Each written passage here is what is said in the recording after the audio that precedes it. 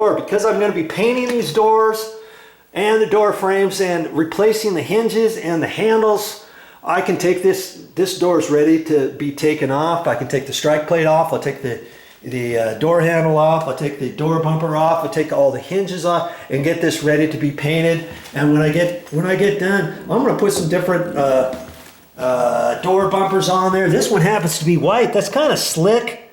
You know, they have them in white, but I like to use the silver ones. And in fact, see, all the hardware is going to be changed. The hardware, I think we're going to put nickel on here, or maybe brushed aluminum color, which kind of looks like nickel. And then I'll get a different colored door stop for it so it all matches. And I'll do the same thing with all the other door stops. See, that's no biggie. I can change all those. It doesn't cost very much, even on the front door. Now see, on the front door, this one's white. So then I have to decide, okay, the front door is kind of different than all the other doors because the front door handle, I'm not changing that. I'm not changing the hinges because this is a condo complex. And in a condo complex, you can't just start changing anything on your front.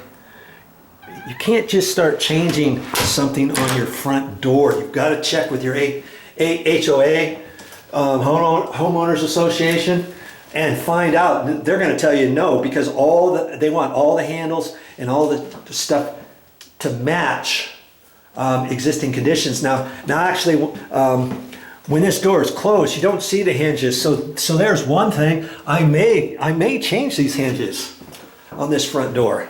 Okay, but see, that's the thing. If I change the hinges, I would probably want to keep them the same color because usually you want to keep everything the same on this door. Because see, this is still going to be bright brass, bright brass, bright brass. I could change that door bumper to a brass one, a bright brass one, instead of the white one. And if I change these hinges, I would get new hinges, bright brass. These look a little tired, a little marked up, a little. See, you know what they did? This was an older hinge, and then they use a different hinge half for this, because see, you can see different colors. This is dark, this one's light, this one's dark, this one's light, but it's the same thing just on that one. See there, this one's the same. See, look, and the bottom one looks okay. It's just that one. So I may have to change that, and I'll have to look. And maybe I can change it. Let's see, this one's clear on the 2. Oh, that one's clear on the 2. See, I could have taken that one. See, the 3 I need is this, but that's too dark because I'm going to be changing everything in here to nickel or the brushed aluminum color. And all the rest of the interior doors, this is a smaller hinge. This is probably 3.5-inch hinge.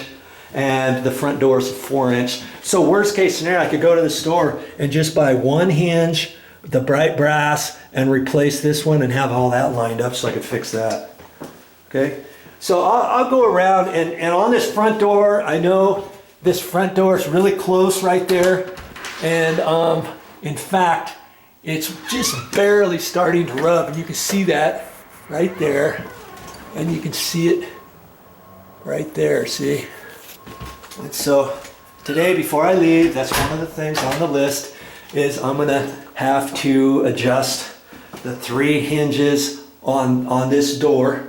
Not that the door is sagging. The door is not sagging. It looks fine, but it's just too close to this edge. And I've got plenty of room here, don't I? Look at this. If I suck that hinge over and the door jamb area over there, same thing on that one, same thing on this bottom one, I've got plenty of room to do that. So I'm going to do the same thing as though I was doing a sagging door, except I'm doing all 3 hinges. I'm just taking this door and moving the whole entire thing over about 1/8 of an inch. So I got more of a gap here.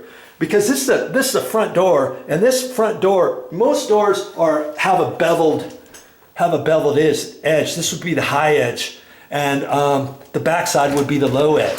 This would be the low edge, and this would angle a little bit so that this back edge isn't that much closer to the door jamb when it closes. Did you know that? Yeah.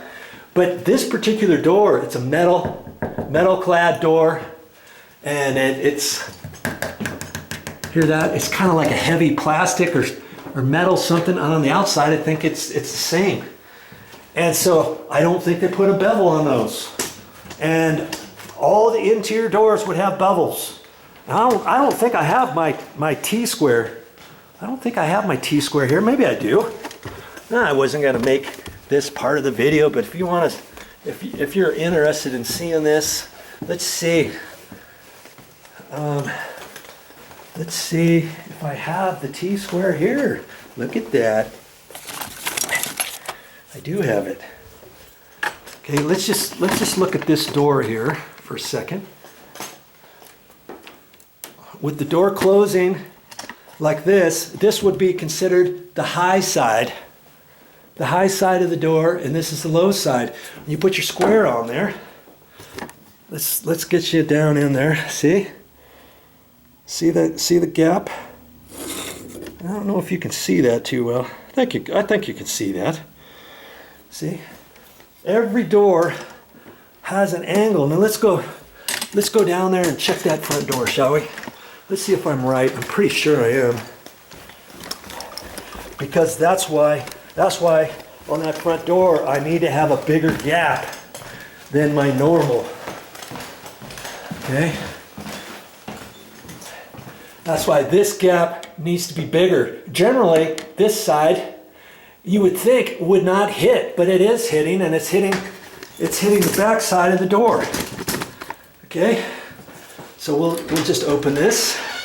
And I'm going to put it on here. I'm going to have you look on there. See there? It's just square. Look at that.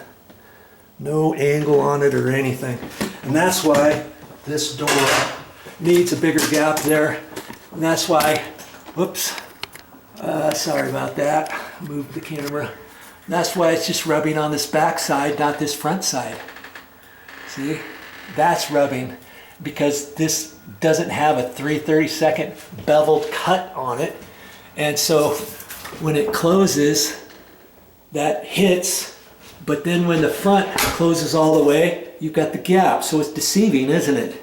That's why I've got to have that gap a lot bigger so that this edge is not hitting. And I know I can do that because there's so much gap over here. Okay? And I believe that's the only door that's like that. Let's look at this garage door. Sometimes they'll do a garage door, but I believe this has a bevel. And we'll put that on there and get you tilted down there. See there? That's the bevel I'm talking about. 3/32 of an inch.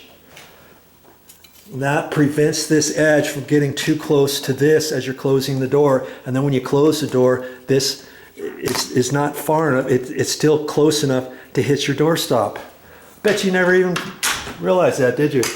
Now you just learned something new from Joe. Nobody's moved in here yet. We haven't moved in anything yet. And there's going to be some stuff that I'm going to do. And I'm going to make some videos of all this. Different things that I'm going to go ahead and do in this condo. So keep watching these videos, okay? Because anytime I do something new in this condo, I'm going to show it.